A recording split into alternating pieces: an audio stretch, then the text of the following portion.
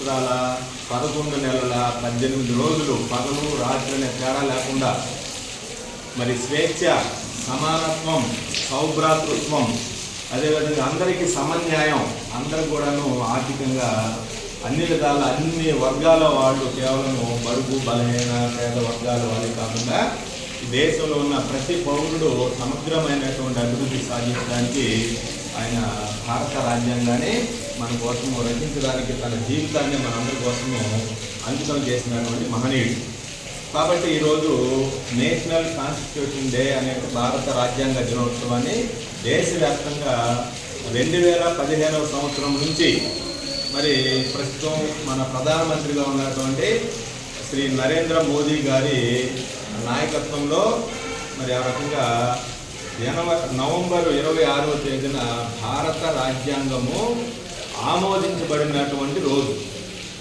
రాజ్యాంగ పరిషత్కి ఆ రాసినటువంటి రాజ్యాంగం ప్రతులన్నిటినీ అంబేద్కర్ గారు రాజ్యాంగ పరిషత్ సభ్యులందరికీ ఆ సభలో అందించిన తర్వాత అది ఆమోదం పొంది మరి ఆ రకంగా నవంబరు 26,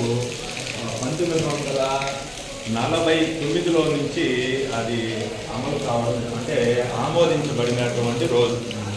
అందువల్ల ప్రతి సంవత్సరము నవంబర్ 26వ తేదీ దేశవ్యాప్తంగా ఎంతో ఘనంగా భారత ప్రభుత్వము భారత రాజ్యాంగ దినోత్సవాన్ని ఘనంగా నిర్వహిస్తూ అంత శ్రమించినటువంటి డాక్టర్ బాబాసాహెబ్ అంబేద్కర్ గారికి ఘనంగా నివాళులు అర్పిస్తున్నటువంటి నేపథ్యం. మరి ఈరోజు 10 Andhra naval unit NCC Nellore lieutenant commander గారు అనేటువంటి గౌరవనీయులు శ్రీ గణేష్ గోదంగవే గారి ఆదేశాల మేరకు ఈరోజు నెల్లూరు నగరంలో ఉన్నటువంటి కేఎన్ఆర్ నగరపాలక ఉన్నత పాఠశాల భక్తవత్సల్ నగర్లో 10 Andhra naval unit NCC associate NCC officer and second officer అయినటువంటి గుండాల నరేంద్ర బాబు గారి ఆధ్వర్యంలో మరి నేషనల్ కాన్స్టిట్యూషన్ డేని ఘనంగా ఆ మహనీయునికి మనము పూలమాలను వేసి నివాళులు అర్పించడం జరిగింది. కాబట్టి మన స్వేచ్ఛ అంటున్నాం. స్వేచ్ఛ అంటే ఏంటి? మనం అందరం కూడాను సుఖంగా సంతోషంగా మన యొక్క అభివృద్ధికి వాళ్ళ యొక్క హక్కుల్ని కాలరాయకుండా చూడవలసిన బాధ్యత మనందరి మీద ఉంది. ఆ విషయము భారత రాజ్యాంగంలో డాక్టర్ బిఆర్ అంబేద్కర్ గారు లిఖితపూర్వకంగా రాయబడి ఉంది. అదేవిధంగా సమానత్వం, ఇక్కడ కులము లేదు, మతము లేదు, భాష లేదు, ప్రాంతం లేదు, రాష్ట్రం లేదు. దేశంలో ఉన్నటువంటి ప్రతి ఒక్కరిని మనము గౌరవ భావంతో ఈక్వల్గా చూడాలి, సమాన భావనతో చూడాలి. అదేవిధంగా ఆడపిల్లల్ని తక్కువగాను మగపిల్లల్ని ఎక్కువగాను మనము చూడడము చేయకూడదు. అందరి యొక్క అభివృద్ధికి మరొకరు పాటుపడాలి. దానినే మనము సమానత్వము అని అంటాం, ఈక్వాలిటీ అంటాం. అదేవిధంగా తర్వాత సౌభ్రాతృత్వము.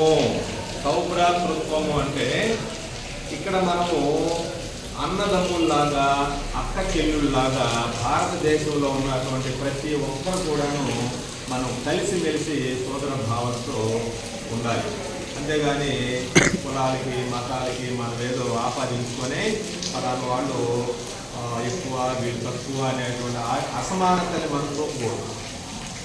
ఒకే తల్లి కడుపులో నుంచి పుట్టినటువంటి బిడ్డలాగా మనము మెలగాలి, కలిసిమెలిసి జీవించాలి, ఒకరి అభివృద్ధికి మరొకరు పాటుపడాలి. కాబట్టి ఎక్కడ కూడాను మనము ఎవరి విషయంలో కూడాను అసమానతల్ని మనం చూపించకూడదు.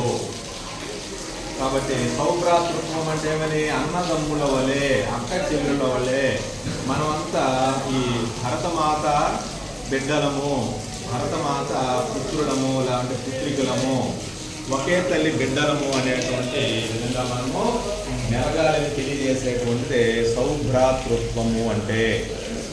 అంతేకాకుండా మనకి ఎక్కడైనా ఎప్పుడైనా ఎవరో ఒకసారి అన్యాయాలు, అక్రమాలు, దౌర్జన్యాలు మన మీద జరగచ్చు. అక్కడక్కడ సమాజంలో జరుగుతున్న విషయం మీకు అందరూ కూడా తెలుసు, మనం చూస్తూనే ఉంటాం.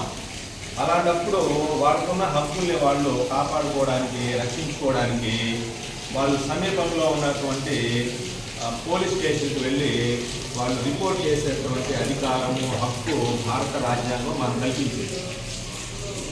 కాబట్టి ఆ రకంగా వాళ్ళు అన్యాయానికి గురైన